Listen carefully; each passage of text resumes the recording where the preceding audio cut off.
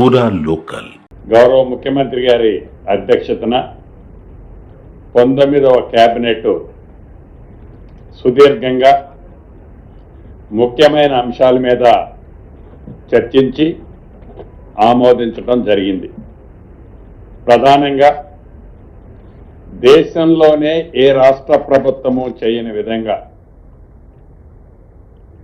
December 7, 2023 తారీఖు తెలంగాణ రాష్ట్రంలో మార్పు కావాలని పేదోడి ప్రభుత్వాన్ని తెచ్చుకొని ప్రమాణ స్వీకారం చేసిన తర్వాత 18 క్యాబినెట్లు, ఈ రోజుతో కలిపితే ఇది 19వ కేబినెట్, 18 క్యాబినెట్లు నిర్వహించడం జరిగింది రాష్ట్ర ప్రభుత్వం. ఈ 18 క్యాబినెట్లలో 327 అంశాలు 327 అంశాలు ప్రధానమైన 23 శాఖల్లో క్యాబినెట్కి 18 క్యాబినెట్లో చర్చకు రావటం జరిగింది. ఈ 327 అంశాలలో 321 అంశాలని క్యాబినెట్ ఆమోదించడం జరిగింది. ఏదైతే ఈ 18 క్యాబినెట్లలో క్యాబినెట్ ఆమోదించిన ఈ 321 అంశాలు 23 డిపార్ట్మెంట్లలో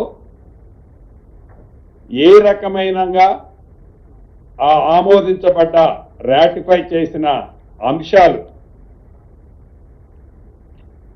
ఫైనల్గా పేదోడి కోసం చేసిన ఈ అంశాలు డెలివరీ ఎలా అయ్యాయి,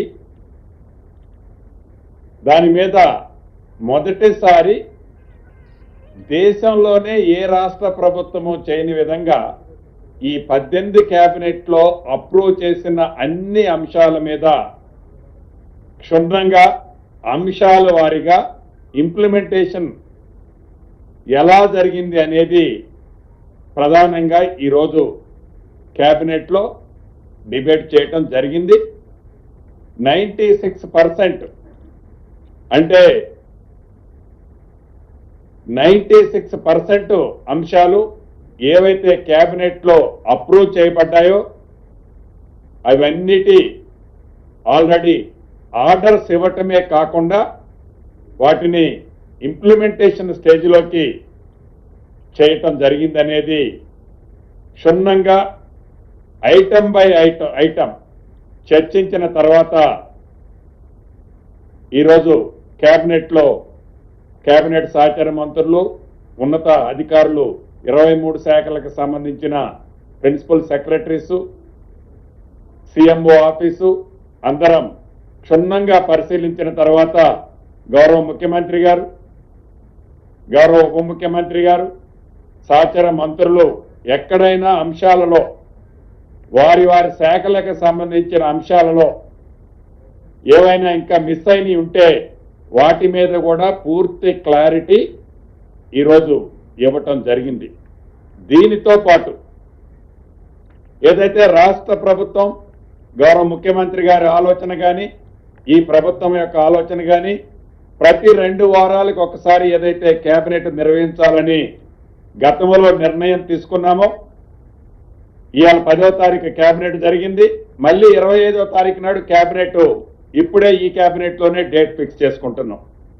అదే పద్ధతిలో రాబోయే రోజుల్లో ఎవరీ క్వార్టర్లీ ప్రతి 3 నెలలకు ఒక్కసారి అంటే 6 క్యాబినెట్లలో జరిగే అంశాలు ఏవైతే ఉంటాయో వాటి మీద కూడా క్యాబినెట్లో తీసుకున్న నిర్ణయాలు ప్రతి 3 నెలలకు ఒక్కసారి క్యాబినెట్లో మళ్ళీ రివ్యూ చేసి వాటిని ఇంప్లిమెంటేషను, విధి విధానాలు, పబ్లిక్ డెలివరీ చేసే సిస్టమ్ ఎలా ఉందనేది రాబోయే రోజుల్లో ఆ పద్ధతుల్లో నడపాలి.